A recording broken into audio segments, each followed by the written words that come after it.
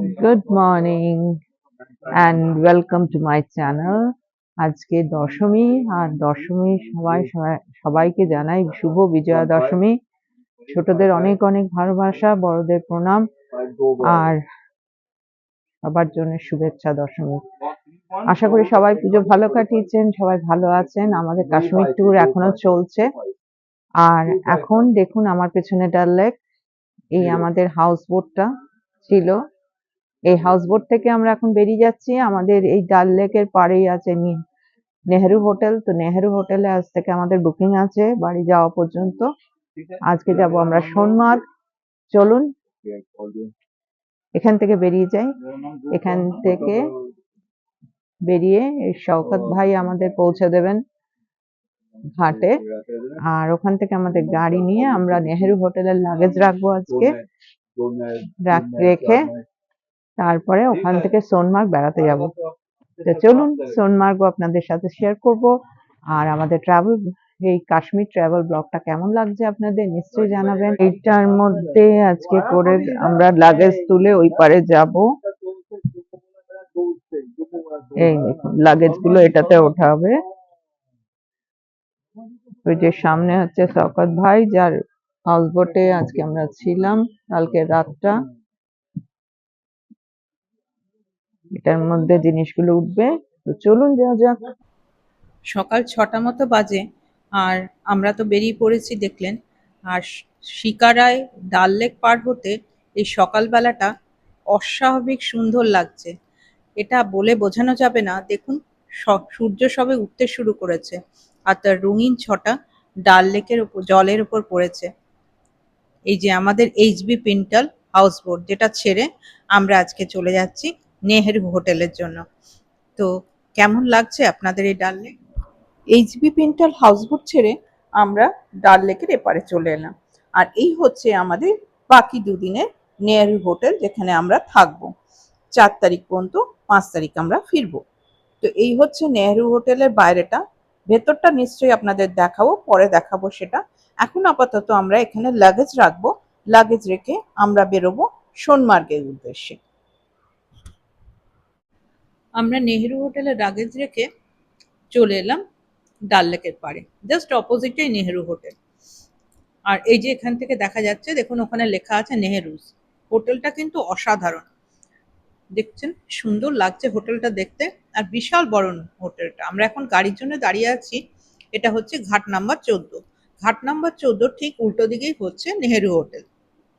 আমাদের গাড়ি আসবে আর গাড়ি এখান থেকে আমাদের পিক আপ করে আজকে আমরা যাব সোনমার্গের পথে। শ্রীনগরের দিনের কর্মব্যস্ততা একটু দেরি করেই শুরু হয়। এখনো দেখুন কোনো লোকজন রাস্তায় সেরকম ভাবে নেই।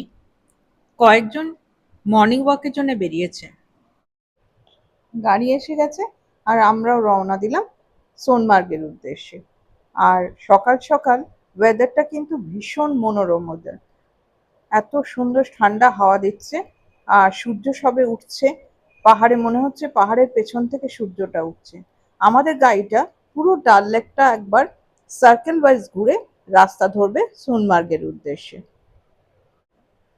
আমরা সোনমার্গে যাওয়ার আগে একবার ক্ষীরভবানী মন্দিরে মায়ের দর্শন করে যাব, তাই গাড়ি চললো ক্ষীরভবানী মন্দিরের দিকে।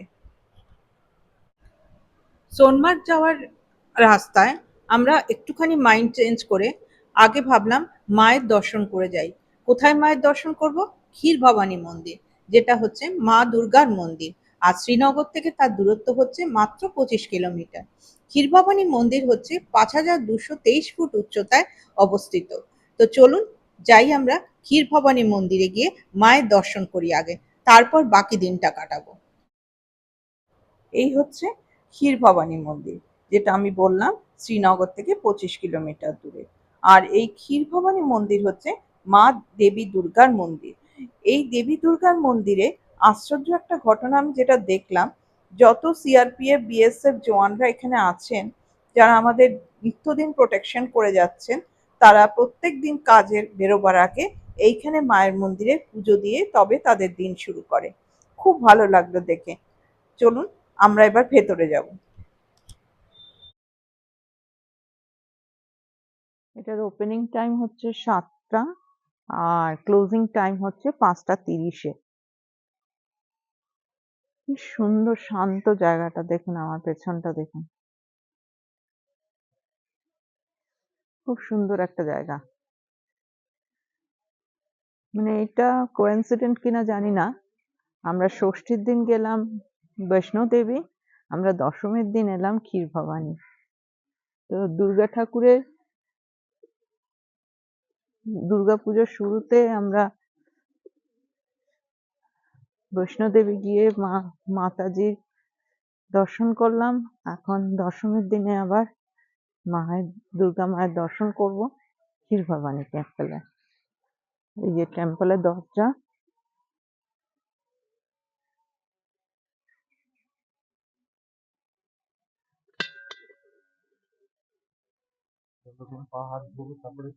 জুতো খুলতে হতো, জুতো খুলে ভেতরে পুজো দিতে হয়।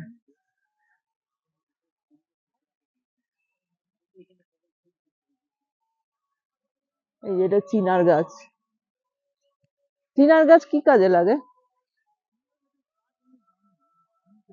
ফার্নিচার তৈরি হয় চিনার গাছের কাঠ দিয়ে। আর এটা কি গাছ? এটাও চিনার গাছ, এটাও বিশাল চিনার গাছ।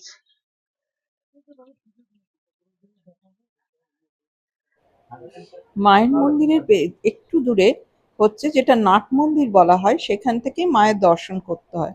ওই যে দূরে দেখা যাচ্ছে মায়ের মন্দির, আর আমরা এখান থেকে ফুল প্রসাদ অর্পণ করে মায়ের পুজো দিলাম। সকাল সকাল জায়গাটা এত ভালো লাগছে, এত শান্ত স্থির স্থির জায়গা, ভীষণ সুন্দর জায়গাটা। আপনারা যদি কাশ্মীর আসেন, অবশ্যই শ্রীনগর থেকে ক্ষীরভবানী মন্দির দর্শন করবেন। দশমীর দিনে মায়ের কাছে একটাই প্রার্থনা, সবাইকে ভালো রেখো, সুস্থ রেখো। চেষ্টা করছি আপনাদের আরেকটু ভালো করে দেখাতে। দেখুন, পার্বতী এবং শিব পাশাপাশি, দেখেছেন কি সুন্দর মূর্তি। যতটা পারলাম ক্যামেরা বন্দি করে আপনাদের সঙ্গে শেয়ার করলাম।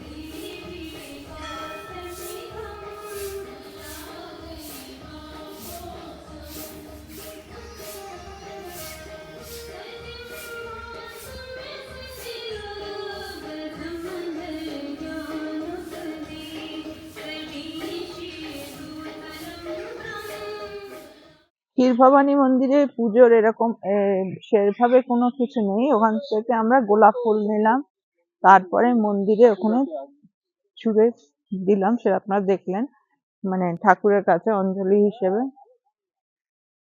আর এই হচ্ছে টেম্পল, বেশ ভালো লাগছে সকাল সকাল এসে, ফাঁকা, প্রচুর সিআরপিএফ এসছে আর তারা বাংলায় কথা বলছে। বলছে আপনারা কলকাতা থেকে এসছেন, ভালো আছেন। প্রচুর চিনার গাছ এখানে, এই দেখুন আমার পেছনে এখানে কত চিনার গাছ। এখন এখান থেকে বেরিয়ে যাব, এবার যাব আবার আমাদের যাত্রা শুরু করি সোনমার্গের উদ্দেশ্যে। চলুন, আমাদের গাড়ি এবার চলবে সোনমার্গের পথে। এটা হচ্ছে সিন্ধু নদী। এখানে আমরা চা খেতে দাঁড়িয়েছি। এই নদী আর এই দৃশ্যটা এক্সট্রা পাওনা চা খেতে খেতে। এই দেখুন এখানে একটা কি সুন্দর পাখি, কত পাখি আছে পাহাড়ে, যে নামই জানি না আমরা। গল্প চলছে, এই যে ছেলেটা সামনে দাঁড়িয়ে যাচ্ছে দেখছেন, এই ছেলেটা বাঙালি, শিয়ালদায় ওদের বাড়ি আছে, কিন্তু ওর জন্ম এখানেই, কোনোদিন কলকাতা যায়নি। আমরা এখন এখানে চা খাবো, সবাই মিলে গল্প করছে, আর বাইরে এসে না বাঙালি পেলে খুব ভালো লাগে।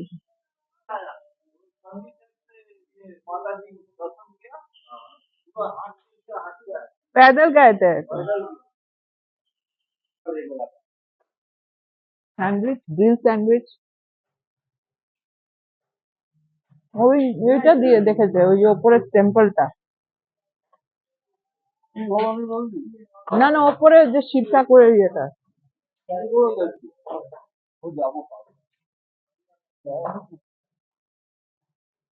চাটা কিন্তু দুর্ধর্ষ বানিয়েছে। কিলোমিটার চিনি ছাড়া দুধ চা। জম্মুতে তো ডিজিটালে বলেছে তুই জম্মুতে বলো তুমি।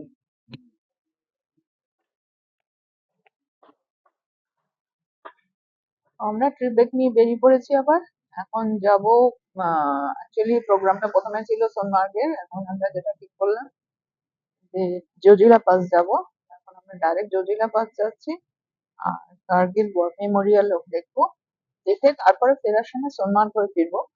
তার জন্য দেখা যাক জজিলা পাস।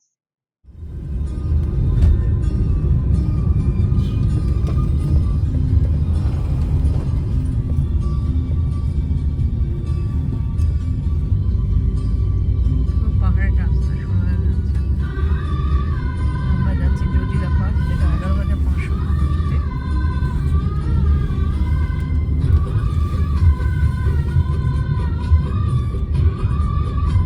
যেটা লেহ লাদাখ যেতে গেলে যেটা ক্রস করে যেতে হবে।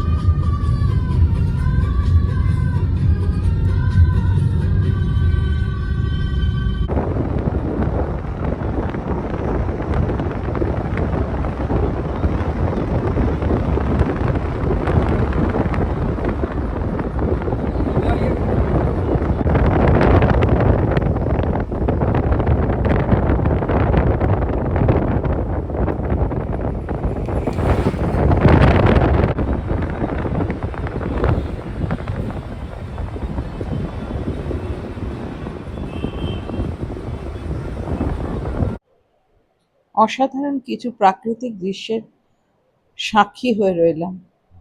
কি সুন্দর যে জায়গাটা লাগছে, আর রাস্তাঘাট কি সুন্দর লাগছে বলে বোঝাতে পারবো না আপনাদের। অসম্ভব সুন্দর, একপাশে খাদ একপাশে খাড়া পাহাড়। আর কাশ্মীরের পাহাড় আমি আগেও বলেছি ভীষণই রুক্ষ, বিশেষ করে এই জজিলা পাসের রাস্তায় যে পাহাড়গুলো সেগুলো পুরোটাই রুক্ষ।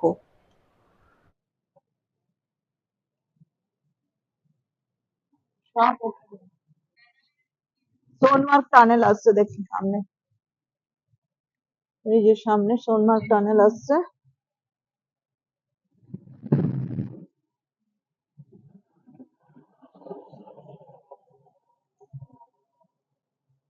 এই যে सोनमार्ग टानल।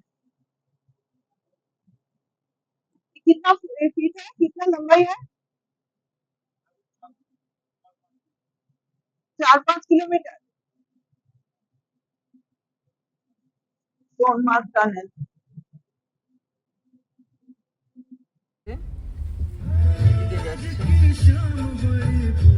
কার্গিল তো আমরা যাচ্ছিলাম জজিলা পাস, মাঝখানে দিল আটকে, বলছে এই গাড়ি নাকি জজিলা পাস যাবে না, ওদের গাড়ি নিয়ে আমাদের জজিলা পাস যেতে হবে। সেখানে আমাদের 2500 আবার ওদের পেমেন্ট, অলরেডি আমরা পেমেন্ট করে দিয়েছি, আবার এক্সট্রা ওদের 2500 টাকা কেন দেবো?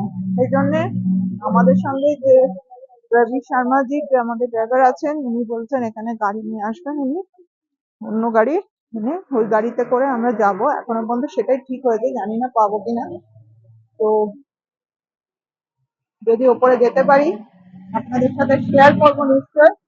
আর এখন আপাতত এখানে দাঁড়িয়ে আছি, এই বৈষ্ণব ভোজনালয়, এখানে দাঁড়িয়ে আছে, কিছু খাবো না, কারণ অনেকটা হাইটে যদি উঠতে হয় শরীর খারাপ করবে, বেশি খাওয়া যাবে না।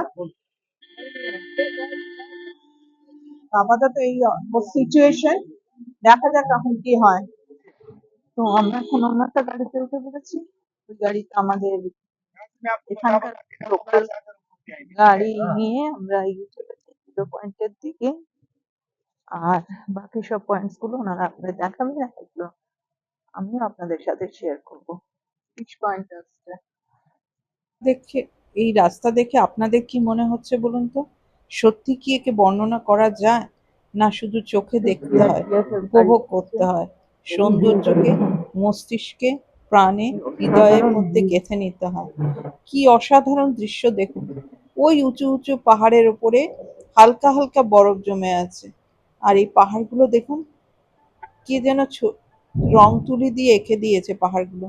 এখানে যদি সত্যি যারা আঁকতে জানে তাদেরকে বসিয়ে দেওয়া হয়, কি রঙের পাহাড় তারা নিয়ে আসবে ক্যানভাসে, বুঝতে পারছি না। সত্যি একবার দেখুন আপনারা, কি অসাধারণ লাগছে এই রাস্তাটা যেতে।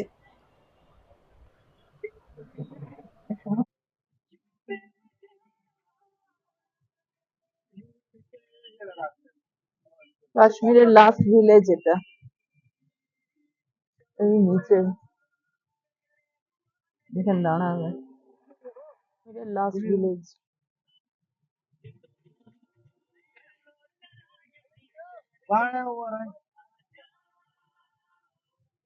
इसका नाम सरबल है, सरबल। এর নাম সারবাল। यहाँ से आगे दो भी गाँव आते हैं, जितने भी गाँव आते हैं ना, वो आते हैं मेरे रास्ते से। ও, এটা কাশ্মীরের লাস্ট ভিলেজ। এরপরে যা কিছু ভিলেজ আসবে বা গ্রাম আসবে সব লেহ লাদাখের আন্ডারে আসবে। আর এটাই কাশ্মীরের লাস্ট ভিলেজ। 50-60 কিলোমিটারের মধ্যে আর কোনো ভিলেজ নেই।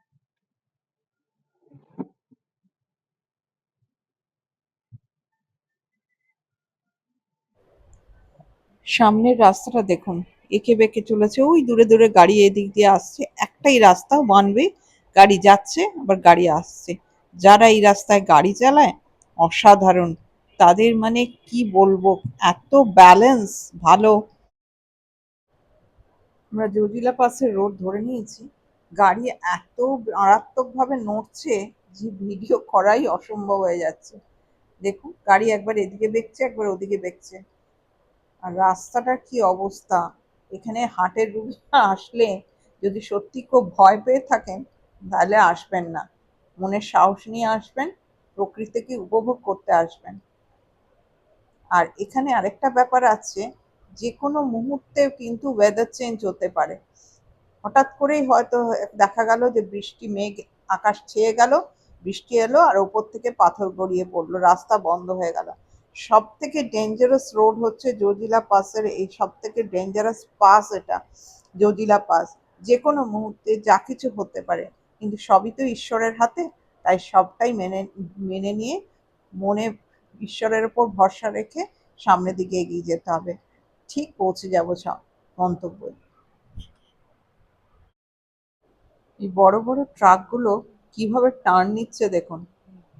একটু যদি অসাবধানতা হয়ে যায় তাহলেই দুর্ঘটনা করতে পারে, কিন্তু না, তারা ঠিকভাবে গাড়ি চালায় এবং ঠিকভাবে নিজের গন্তব্যে পৌঁছে যায়। এদিকে পাহাড়গুলোতে একটু একটু সবুজের দেখা মিলছে। আকাশে দেখুন সাদা সাদা মেঘ ভেসে বেড়াচ্ছে। আর পাইন ফরেস্ট আর দেওদার ফরেস্টে ঘেরা এই পাহাড়গুলো অসাধারণ লাগছে। পাহাড়ের মাথায় দূরে দেখা যাচ্ছে বরফ জমে আছে, সাদা যেন চাদর বিছিয়ে দিয়েছে পাহাড়ের ওপরে। কি সুন্দর লাগছে বলুন তো, আকাশের মেঘ সাদা, বরফও সাদা। আর এই পাহাড়গুলো দেখছেন অনেকটাই রুক্ষ। অসাধারণ লাগছে এই বরফ আবৃত পাহাড়। যত কার্গিল ওয়ার মেমোরিয়ালের দিকে এগোচ্ছি তত পাহাড়ের রং রুক্ষ লালচে হয়ে যাচ্ছে। কিন্তু এই লাল রংটা কিন্তু পাহাড়ের রং নয়, এখানে ছোট ছোট লাল লাল গাছ রয়েছে। আর এই রাস্তাটা দেখুন এঁকে বেঁকে কিরকম ভাবে এগিয়ে চলছে। এখন কিন্তু বেশ গরম লাগছে। সকালবেলাটা ঠান্ডা ছিল, তাই সোয়েটার জ্যাকেট পরে নিয়েছিলাম, কিন্তু এখন মারাত্মক গরম লাগছে।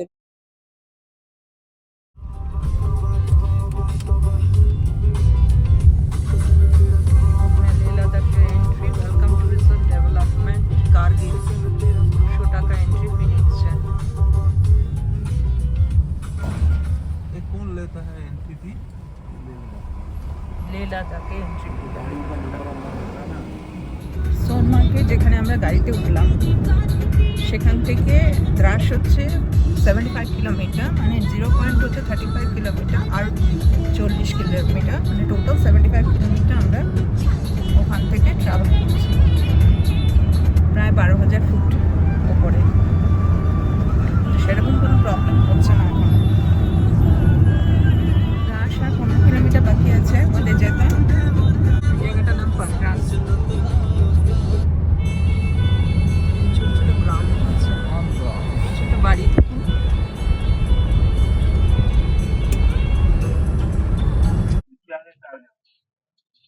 আমরা এখন এসছি কার্গিল ওয়ার মেমোরিয়ালে। এই যে এই জায়গাটা, এই রাস্তা দিয়ে এসছি। এখন ভেতরে যাব, দেখি ফটো তুলতে দেয় নাকি। এই যে কার্গিল ওয়ার মেমোরিয়াল দ্রাস।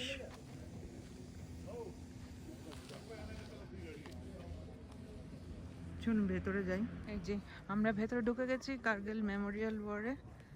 ভেতরে কি অসম্ভব সুন্দর দেখুন জায়গাটা, কি শান্তি স্থির। আমাদের ভারতের গর্ব, ইন্ডিয়ার গর্ব।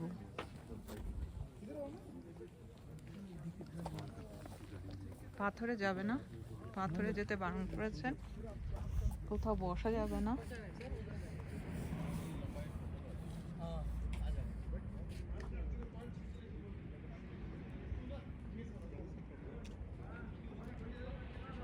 Captain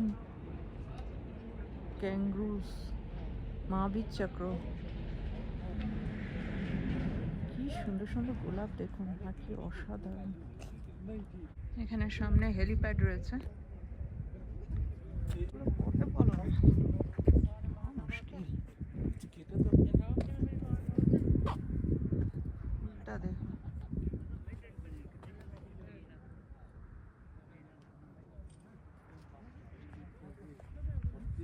captain Vikram Batra. ये सब हीरो कारगिल वॉर। बोफोर्स कमान है ना? बोफोर्स कमान नीचे नहीं कर सकते। এই কার্গিল ওয়ার মেমোরিয়াল সম্বন্ধে আলাদা করে কিছু বলার নেই।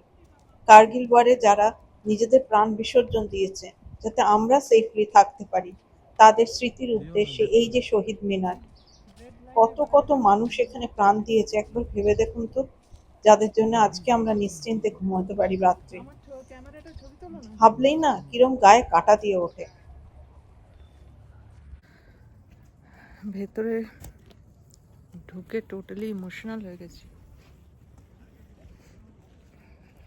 একটা চিঠি পড়লাম,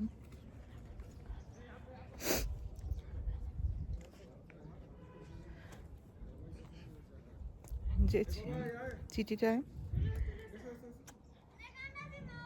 একজন সোলজার তার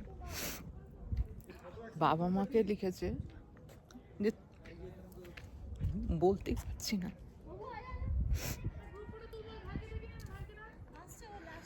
হ্যাঁ, যে তোমরা যখন এই চিঠি পাবে তখন আমি আকাশ থেকে তোমাদের দেখব।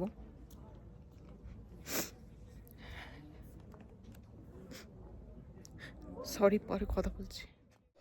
মিউজিয়ামে ঢুকে একটা চিঠি পড়তে পড়তে ভীষণভাবে ইমোশনাল হয়ে গেছিলাম, আর সেই ইমোশন নিয়েই আপনাদের সাথে কথা বলছিলাম। এটা মিগ-21 বিমান। এগুলো দেখলে না সত্যি মানে ভাবতে পারা যায় না যে আমরা কিভাবে আছি সেফলি। ইনস্ট্রাকশন দিচ্ছে সমস্ত।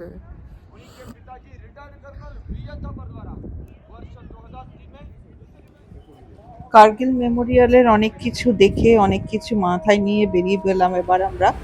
এবার আমরা ফিরবো সোনমার্গের দিকে।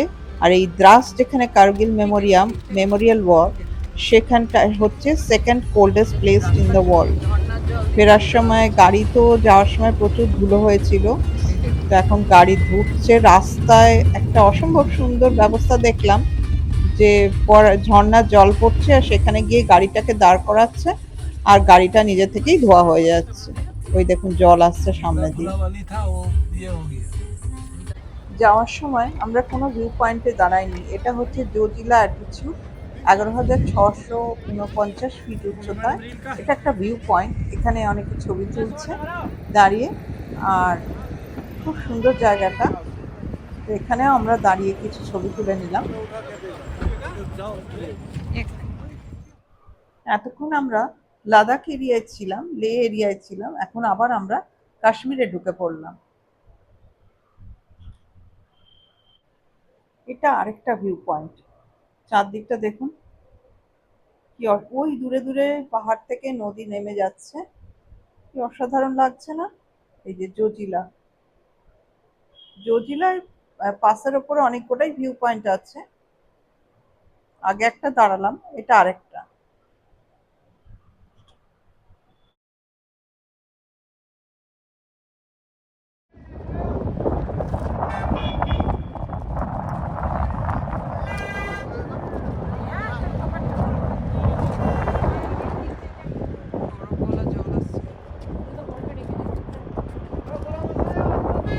হলো 0 পয়েন্ট এটা জজিলা পাস 12,000 পয়েন্ট উঁচুতে। ওর আগে যেটা দেখালাম ওটা 0 পয়েন্ট, এটা 12,000 ফিট উঁচুতে।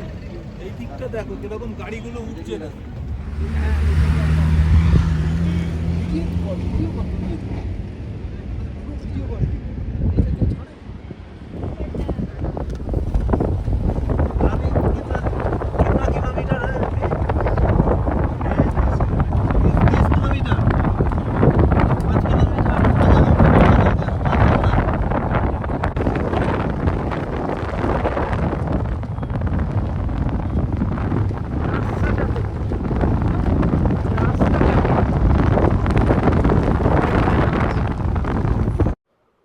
এই জায়গাটার নাম বালতাল। এখান থেকে অমরনাথ যাত্রা শুরু হয় পায়ে হেঁটে। অমরনাথ এখান থেকে 16 কিলোমিটার দূরত্বে। নিচে যে দেখছেন জায়গাটা, এই জায়গাটার নাম বালতাল।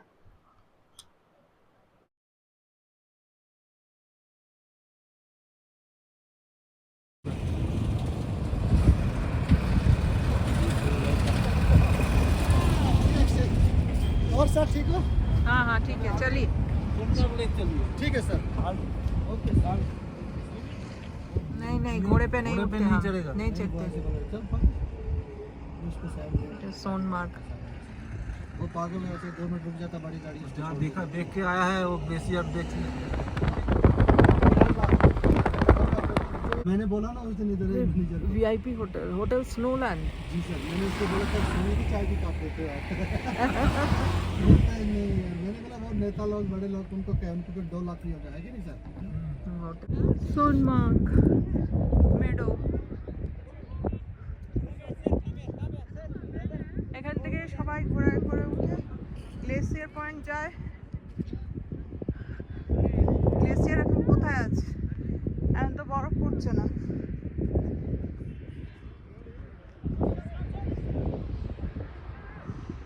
চারপাশটা দেখুন।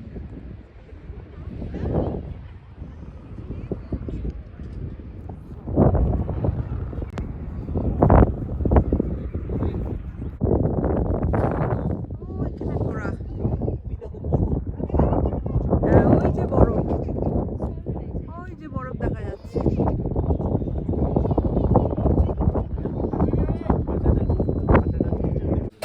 অনেক বেলা হয়ে গেছে, তাই এখানে একটা রেস্টুরেন্টে কিছুটা ম্যাগি খেয়ে নিলাম। এবার শ্রীনগরের হোটেলে, নেহরু হোটেলে ফেরা, আর আপনাদের সাথে রুমটা শেয়ার করছি, চলুন। চলুন রুমের রিভিউটা আপনাদের দিয়ে দিই। এই হচ্ছে 22 নম্বর রুম আমাদের, ফার্স্ট ফ্লোরে। এ পাশে আরো রুম রয়েছে, এ পাশেও আরো রুম রয়েছে। এখন আমরা রুমে এসেছি। চেক ইন তো করা দরকার ছিল সকাল 11টায়, তখন তো আমরা ঘুরতে গেছিলাম। এই রুম খুলে ভেতরে ঢুকলাম। এই হচ্ছে রুম। এখানে অলরেডি আমরা লাগেজ এনে করে দিয়েছি। এটা একটা বেড আছে, কিং সাইজ। এখানে একটা বড় মিরর আছে। এদিকে একটা কাবার্ড আছে।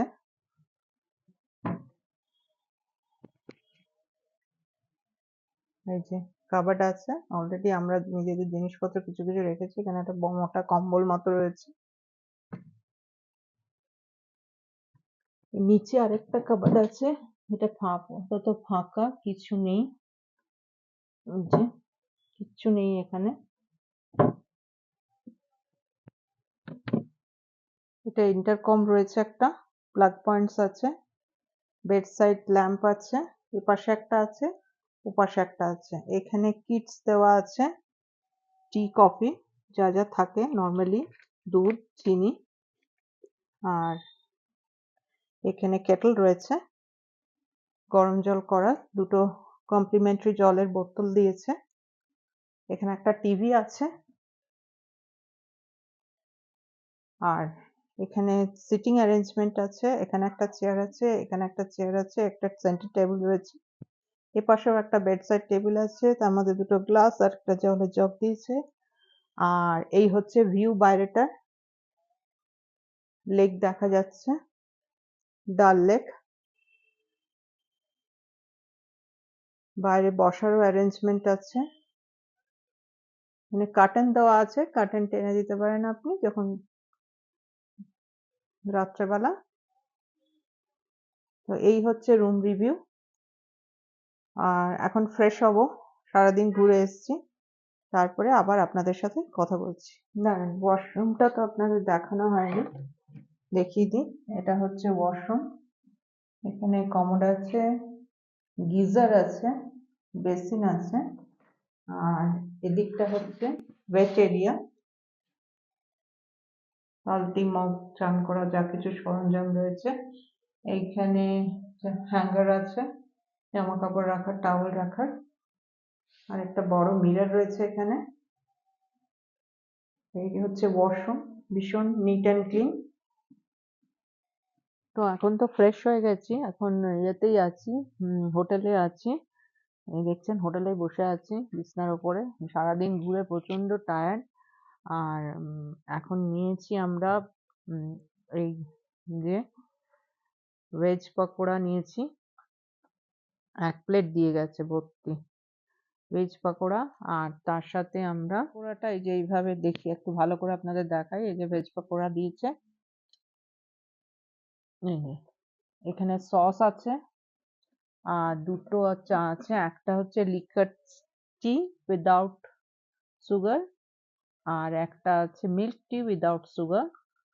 আমি মিল্ক টি খাবো, প্রথম লিকার টি খাবে। এসব খেয়ে নি, খিদে পেয়ে গেছে, দুপুরে ভালো করে লাঞ্চ হয়নি আমাদের আজকে। তারপরে আবার আপনাদের সাথে আজকে যে ট্যুরটা নিয়ে কথা বললাম সেটা নিয়ে কথা বলবো। সারাদিন যেটা কাটালাম ট্যুরটা, অনেক কিছু শেয়ার করা আছে আপনাদের সাথে। এখন ডিনার আসেনি আমাদের, এখনো ডিনার দেরি আছে। তো তার আগে ভাবলাম আপনাদের সাথে একটু কথা বলে নিই। যেটা হচ্ছে যে আজকে তো প্রায় আমরা এখান শ্রীনগর থেকে সোনমার্গ পর্যন্ত 80 কিলোমিটার, আর ওদিকে Sonamarg to Kargil war memorial 70 kilometre, প্রায় 150 কিলোমিটার আমরা রান করেছি বাই রোড। আর 11,649 ফিট উঁচুতে গেছিলাম। অ্যারাউন্ড 12,000 ফিট উঁচুতে আমরা ছিলাম, কিন্তু কোনো রকমই কোনো কষ্ট হয়নি, শ্বাসকষ্ট হয়নি, কিছু প্রবলেমও হয়নি। আহ, তো এতটা অ্যাকচুয়ালি কার্গিল ওয়ার মেমোরিয়ালটা আমাদের প্যাকেজের মধ্যে ইনক্লুড ছিল না।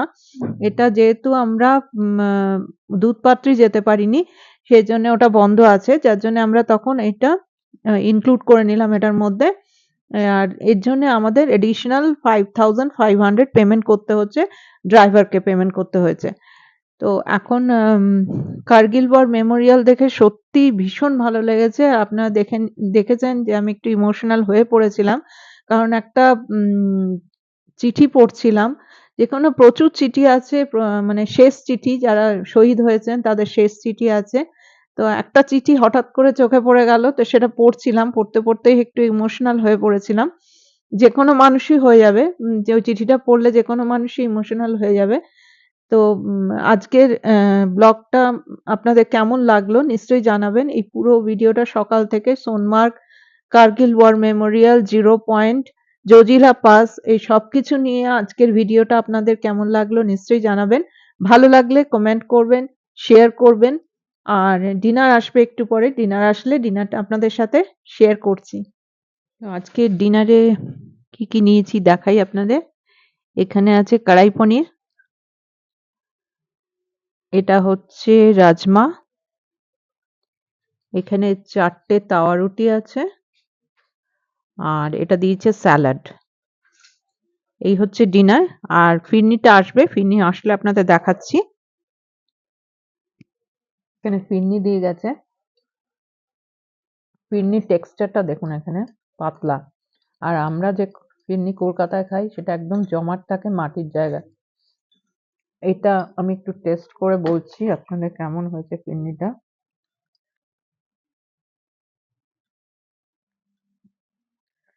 খেতে ভালো, একটু বেশি মিষ্টি আছে।